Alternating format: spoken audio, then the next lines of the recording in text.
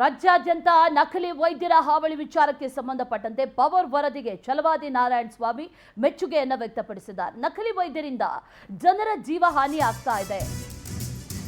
ನಕಲಿ ವೈದ್ಯರ ಹಾವಳಿ ಇತ್ತೀಚೆಗೆ ಮಿತಿ ಮೀರ್ತಾ ಇದೆ. ಇದರ ಬಗ್ಗೆ ನಾವು ಪವರ್ ವರದಿಯನ್ನ ಕೂಡ ಪ್ರಸಾರ ಮಾಡಿದ್ವಿ. ಆ ವರದಿಯ ಬಗ್ಗೆ ಮಾತಾಡಿದ್ದಾರೆ ಛಲವಾದಿ ನಾರಾಯಣ ಸ್ವಾಮಿ. ಇದನ್ನೆಲ್ಲ ಆರೋಗ್ಯ ಇಲಾಖೆ ನೋಡ್ಕೊಳ್ಬೇಕು. ಇದು ಇಡೀ ರಾಜ್ಯಾದ್ಯಂತ ನಡೀತಾ ಇದೆ. ಪರಿಷತ್ ವಿಪಕ್ಷ ನಾಯಕ ಛಲವಾದಿ ನಾರಾಯಣ ಸ್ವಾಮಿ ಈಗ ಹೇಳಿಕೆಯನ್ನ ನೀಡಿದ್ದಾರೆ. ಪವರ್ ವರದಿಗೆ ಮೆಚ್ಚುಗೆಯನ್ನ ಕೂಡ ವ್ಯಕ್ತಪಡಿಸಿದ್ದಾರೆ. ಈ ನಕಲಿ ವೈದ್ಯರೇನಿದ್ದಾರೆ ಅವರಿಂದ ಜನರ ಜೀವಕ್ಕೆ ಹಾನಿ ಆಗ್ತಾ ಇದೆ. ಆರೋಗ್ಯ ಇಲಾಖೆ ಇದನ್ನ ನೋಡ್ಕೊಳ್ಬೇಕು ಅಂದಿದ್ದಾರೆ. ನನಗೆ ಗೊತ್ತಿರೋ ಮಟ್ಟಿಗೆ ಇಡೀ ರಾಜ್ಯದಲ್ಲೇ ಈ ರೀತಿಯ ಸಮಸ್ಯೆ ಇದೆ ಅನ್ನೋದನ್ನ ಬಹಳ ದಿನಗಳಿಂದ ಚರ್ಚೆಯಲ್ಲಿ ಇರ್ತಕ್ಕಂಥ ವಿಚಾರ.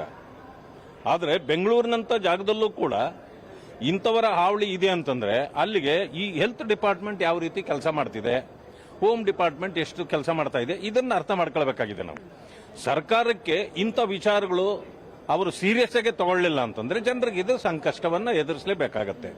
ಆದ್ರಿಂದಾಗಿ ಈಗ ನಾವು ಎಲ್ಲಿ ಡಾಕ್ಟರ್ಗಳು ತುಂಬಾ ಕೊರತೆ ಇತ್ತು ಅಂದ್ರೆ ನಾರ್ತ್ ಕರ್ನಾಟಕದಲ್ಲಿರ್ಬೋದು, ಕಲ್ಯಾಣ ಇದು ಎಲ್ಲೇ ಆಗಿರ್ಬೋದು, ಆ ಭಾಗಗಳಲ್ಲಿ ಹಿಂದುಳಿದ ಪ್ರದೇಶಗಳಲ್ಲಿ ಇಂಥ ಸಮಸ್ಯೆಗಳು ಇರ್ತಕ್ಕಂಥದ್ದು ಸಹಜ ಇತ್ತು.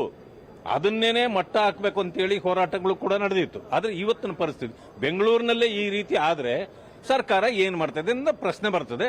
ಅವರು ಸೀರಿಯಸ್ ಆಗಿ ತಗೊಳ್ಬೇಕು, ಇಂಥವರ ಮೇಲೆ ಕ್ರಮ ಜರುಗಿಸಬೇಕು.